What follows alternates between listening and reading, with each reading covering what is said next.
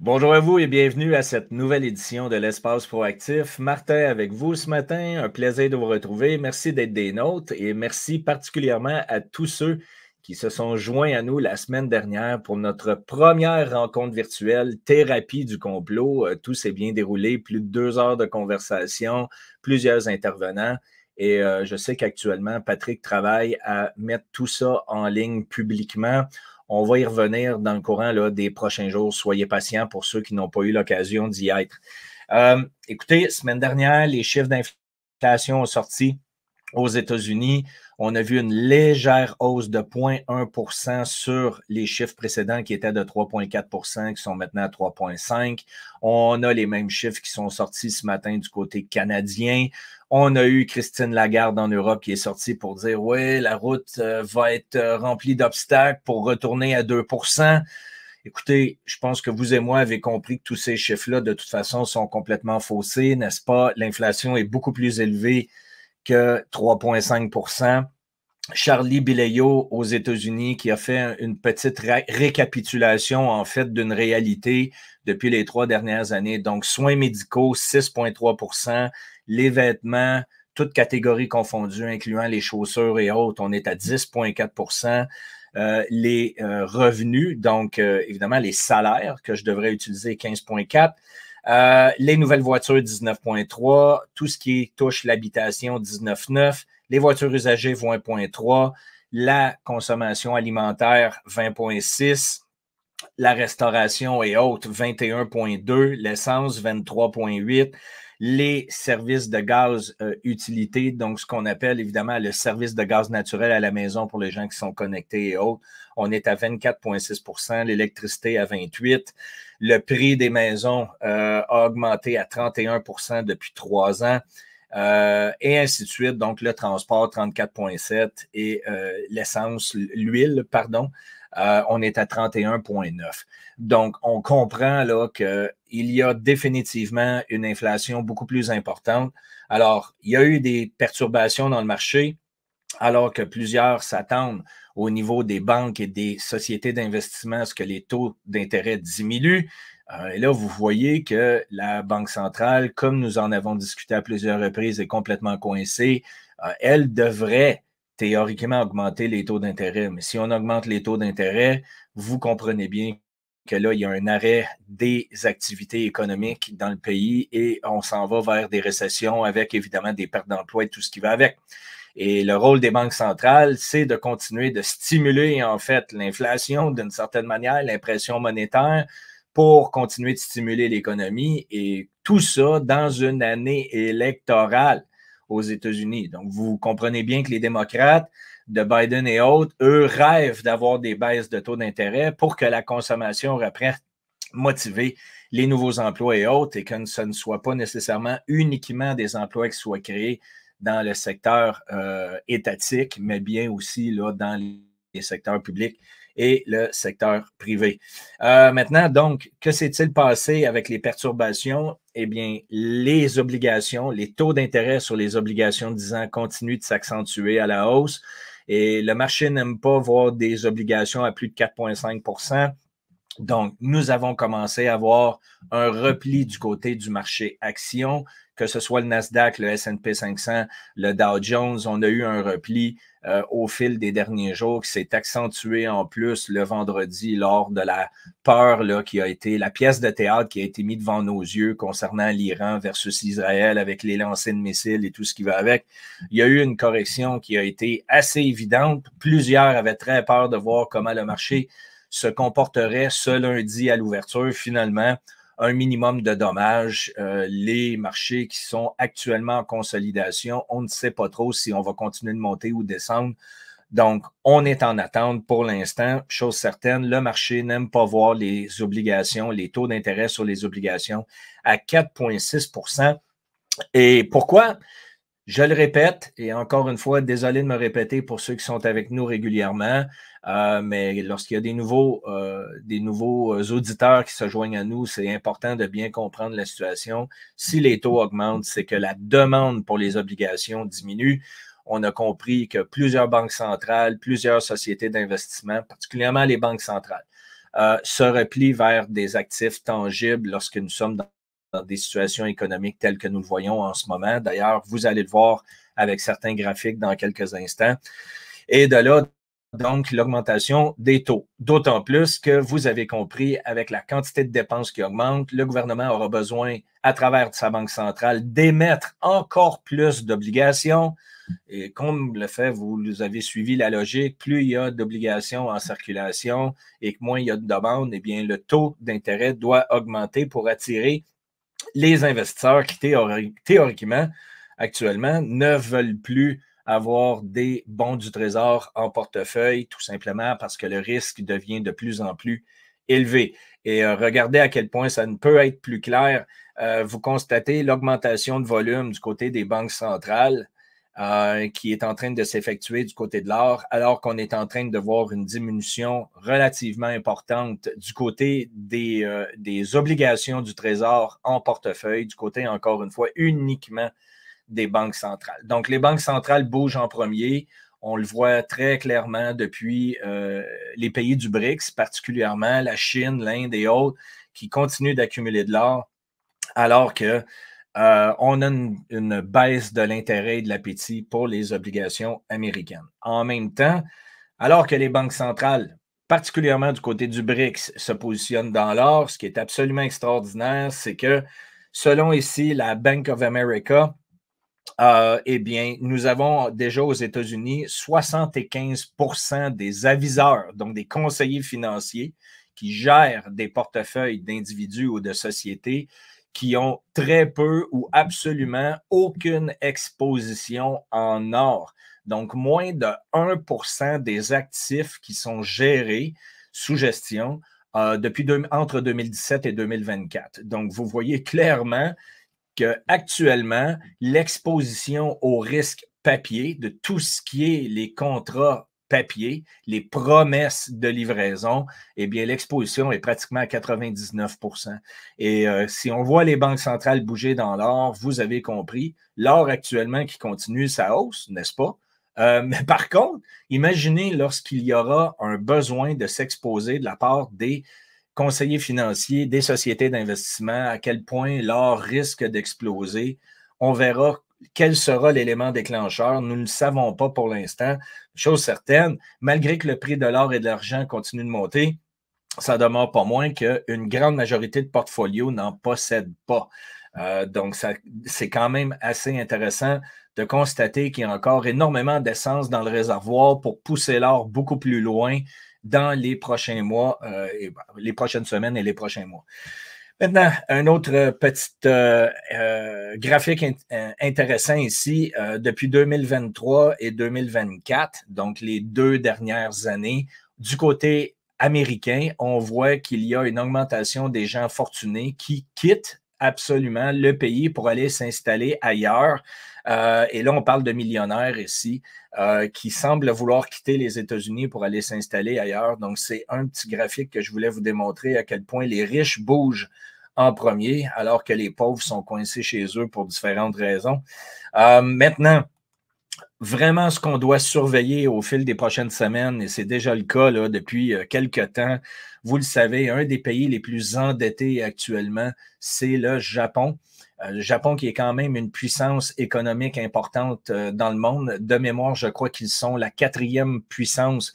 Et là, ça peut avoir changé depuis les derniers mois. Ça fait longtemps que je n'ai pas suivi ce qui se déroule du côté du Japon, mais à une certaine époque, pas si lointaine, le Japon était la 4e force économique dans le monde, si ma mémoire est bonne, qu'importe.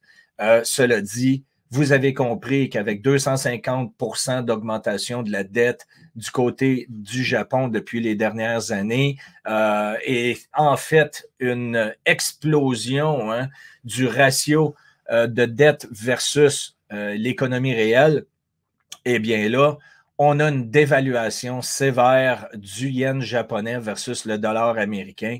Et là, vous avez compris ce que ça crée. Ça crée énormément d'inflation au Japon. Donc, le Japon risque d'être le pays déclencheur au niveau des devises fiduciaires qui va être dans les grandes économies un des premiers pays qui va vraiment souffrir, en fait, là, de l'inflation de sa devise et on va voir les autres pays suivre. Et là, comprenez bien, je vous parle vraiment d'économie majeure ici, alors qu'on a déjà vu ces situations-là se produire, que ce soit en Argentine ou autre, là. Mais lorsqu'on parle du Japon, on est loin de parler du Venezuela, en fait, d'économie, hein, vous avez bien compris. Euh, donc, ça, c'est le premier graphique que je voulais vous montrer à quel point on a même traversé là, des plus bas depuis 1998-99. Donc, on est vraiment dans une situation relativement intéressante du côté du Japon. Va falloir suivre ça. Du côté canadien, ici, pour faire une comparaison, eh bien, vous voyez qu'on consolide sur une position à 0,7235. Ça va devenir critique lorsqu'on va passer les deux planchers précédents ici dans les eaux d'environ 0,67. 0,68, mais on est en bonne position pour continuer dans cette direction-là du côté canadien avec les politiques d'endettement qui sont mises en place, d'autant plus que on va avoir une dévalorisation du dollar canadien face à l'américain avec le prochain budget qui sera présenté aujourd'hui, qui va être une catastrophe économique pour le pays, comme vous l'imaginez déjà. Du côté de l'Europe, eh bien, après avoir eu une poussée sévère, aller jusqu'en 2008, et après ça, on a eu le crash, comme vous le savez, eh bien, l'euro continue sa thérapie de baisse. Et on voit clairement actuellement la descente depuis 2008 en direction là, de 2025-2026. Donc, l'euro qui continue sa dérape versus le dollar américain. Et souvenez-vous, j'en ai déjà parlé à plusieurs reprises. Le dollar américain se renforce parce qu'il est encore aujourd'hui reconnu comme étant la devise fiduciaire la plus puissante au niveau économique dans le monde. Donc, tout ce qu'on est en train de voir en ce moment, c'est que les autres devises de pays économiques importants se dévaluent plus rapidement et le dollar US, comme je l'ai déjà mentionné, sera le dernier à tomber. Donc, que se produit-il en ce moment? Eh bien, lorsqu'on regarde le dollar index, donc l'index du dollar américain versus les autres devises économiques importantes, on le voit pousser à la hausse en ce moment. Et tout ça est jumelé au fait que vous avez énormément de gens dans le marché des actions qui se retirent en ce moment, retourne sur les lignes de côté pour voir comment le marché va se comporter. Et lorsqu'on retire nos actions, eh bien, on retourne liquide en dollars US. Par le fait même, vous comprenez que le dollar US prend de la force tout simplement. Donc, c'est ce que nous voyons du côté des trois devises en surveillance actuelle, l'euro, le dollar canadien et surtout le yen japonais. Maintenant, tout le monde attend de voir quelle sera la suite du côté de l'or et du côté de l'argent. L'argent, écoutez, on a testé vendredi dernier les 29,90 environ. C'était absolument prévisible que lorsqu'on frappe la porte du château, je vous l'avais dit, à 30 dollars US, c'est un prix hyper important. Eh bien, vendredi, il y a eu une liquidation importante lorsqu'on est allé tester fortement les 29,9 environ et le marché a corrigé. Hier, on a repris un peu de force, on est en correction aujourd'hui. Et là, il est tout à fait normal que le marché se replie, se repose, prenne respiration avant de continuer et de repousser pour défoncer la porte du château, tel que j'avais fait une analogie il y a plusieurs mois en arrière. Mais théoriquement, vous voyez bien que l'argent va continuer sa hausse. Et pourquoi? Ben, premièrement, parce que, en ce qui me concerne, c'est mon opinion, c'est un actif important qui a joué un rôle monétaire depuis plus de 500 ans. Mais en arrière de tout ça aussi, il y a une explosion de la demande du côté de la Chine, du côté de l'Inde. Et encore une fois, ce sont les pays du BRICS qui, en ce moment, sont en train de paver la voie dans les matières tangibles, alors que la grande majorité des pays qui sont alliés, que ce soit l'Europe, le Canada, l'Australie, la Nouvelle-Zélande et d'autres pays comme la Grande-Bretagne qui sont du côté américain et Israël, eh bien, vous comprenez que tous ces gens-là sont impliqués dans le monde papier, dans les produits dérivés, beaucoup plus que les pays du BRICS, qui, eux, tendent à prendre une direction dans le monde physique, dans le monde tangible. Et là, vous avez une augmentation de la demande. Que ce soit au niveau industriel ou tout simplement au niveau monétaire, ça demeure pas moins que l'argent a deux rôles importants sur la planète et on voit clairement que l'Inde est en train d'exploser sa demande versus les années précédentes, telles que vous le voyez sur le graphique. J'aurais pu démontrer la Chine aussi, la Chine qui fait exactement le même mouvement que l'Inde en ce moment. Maintenant, pour demeurer dans l'argent et dans l'or, eh bien, vous constatez ici mon graphique qui est le ratio or-argent, alors qu'actuellement, on se situe dans les eaux d'environ 84 pour 1, ce qui est le ratio actuel entre l'or et l'argent. Souvenez-vous, pour ceux qui n'avaient pas entendu, je le répète, le ratio d'extraction minier réel est actuellement de 7 pour 1. Donc, l'argent sort à coût de 7 onces du sol pour l'équivalent de 1 once d'or, alors que sur les marchés papier actuels, on est à 84 et plus pour 1. Donc, vous voyez qu'il y a un énorme rattrapage à faire et où ça devient hyper important, eh bien, vous constatez que nous avons eu un mouvement baissier dans le fil des derniers mois depuis le début de l'année, entre autres. Et là, on est allé tester une ligne de tendance haussière qui est déjà là depuis 2021.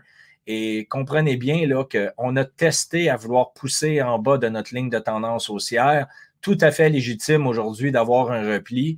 On va voir si on va retourner dans les eaux du sommet précédent.